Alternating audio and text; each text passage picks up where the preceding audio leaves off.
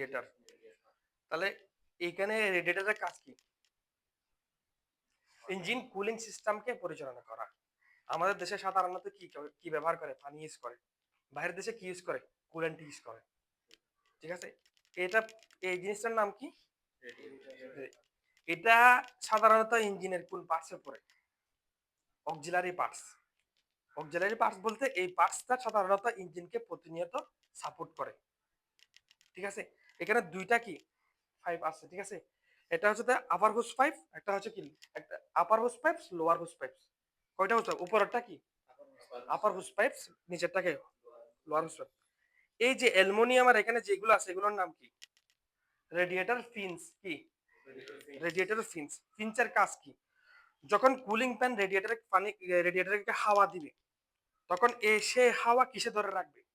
Radiator ফিন্সে ধারণ করে রাখবে। তাহলে এই রেডিয়েটর ফিন্স যখন ধারণ করে রাখবে তখন আপার হোস পাইপে যে গরম কুলেন্ট পানি বের হয়ে কোথায় যাবে? রেডিয়েটর আপার ট্যাঙ্কে যাবে। তখন সেটা ঠান্ডা করে আবার কিসে চলে আসবে? লোহার ট্যাঙ্কে চলে আসবে। লোহার ট্যাঙ্ক থেকে কোথায় যাবে? ওয়াটার পাম্প টেনে নিয়ে আবার ইঞ্জিনকে পরিচালনা করবে। ঠিক আছে? মনে করো আমি তোমার সামনে একটা জুস রাখছি, একটা স্টোভ রাখছি, তুমি যদি ওটা ঠানা ছাড়া জুসটা খাইতে পারবা? তাহলে ওই জিনিসটা সেম, যে আমাদের লোহার ট্যাঙ্কের পানিগুলো কেটে নিয়ে নিবে। হ্যাঁ, ওয়াটার পাম্পে আমাদের সেই জিনিসটা টেনে নিবে। তাহলে এইবার আসি, এই জিনিসটার নাম কি? এটার নাম হচ্ছে রেডিয়েটর ক্যাপ বা প্রেসার ক্যাপও বলতে পারো। ঠিক আছে? তা আমরা রেডিয়েটরে কুলেন্ট বা পানি কোন দিকে দিব? হ্যাঁ, তবে আমাদের জিনিসটাতে পানি না দিয়ে আমরা যদি কুলেন্ট ইউজ করতে পারি আমাদের ইঞ্জিনের জন্য ভালো। পানি ইউজ করলে ভালো না, কারণ এই ইঞ্জিন হচ্ছে অ্যালাইন স্টিল দ্বারা তৈরি, কারণ এটা নির্দিষ্ট সময়ের পর এটা ক্ষয় হয়ে যেতে পারে।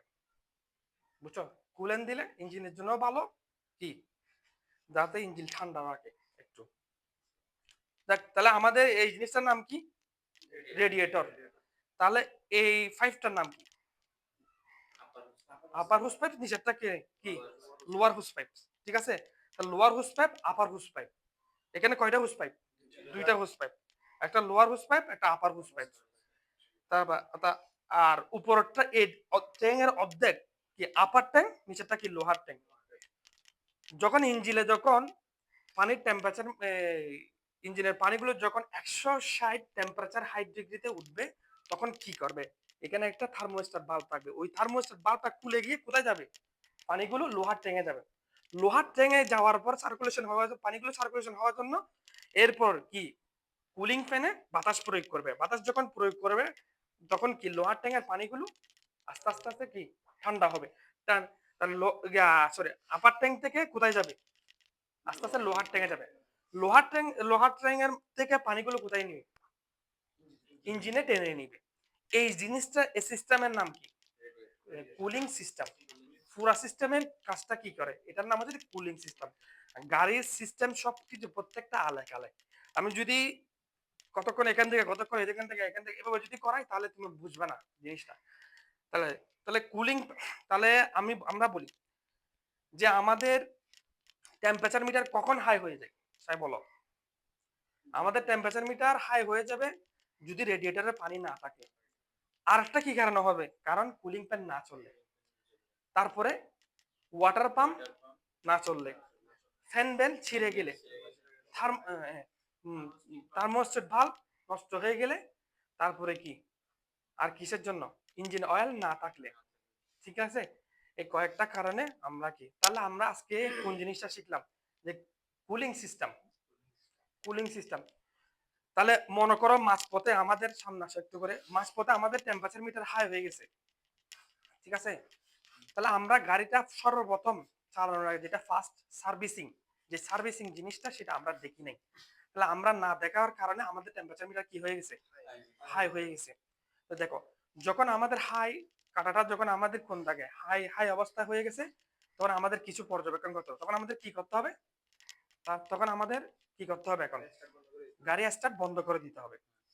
বন্ধ করে দেওয়ার পরে আমাদের কিছু পদক্ষেপ নিতে হবে। আমরা গাড়িটা 10 থেকে 20 মিনিট স্টার্টটা অফ থাকবে।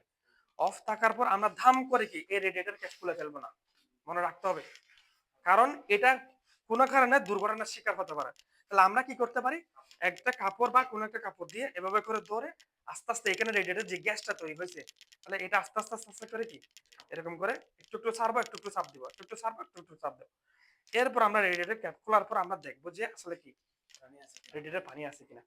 যদি দেখতেছো পানি আছে, তারপরে কি হয়ে গেছে, টেম্পারেচার মিটার হিট হয়ে গেছে, তাহলে কি চলতেছে না, কুলিং ফ্যান চলতেছে না।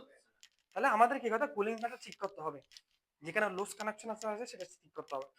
দেখতেছো কুলিং ফ্যানও চলতেছে, রেডিয়েটরে পানি আছে, তাহলে বুঝতে হবে কি কোন কারণে ফ্যান বেল ছিঁড়ে গেছে না সেটা চেক করতে হবে। তারপরে কি ওয়াটার পাম্প চলতেছে কিনা সেটা দেখতে হবে, বা কোনো কারণে পানি লিকেজ হয়ে ওয়াটার পাম্পের নিচে পড়ে যাচ্ছে কিনা সেটা দেখতে হবে। তাহলে আজকে আমরা কি দেখলাম, কুলিং সিস্টেম দেখলাম। ঠিক আছে, তাহলে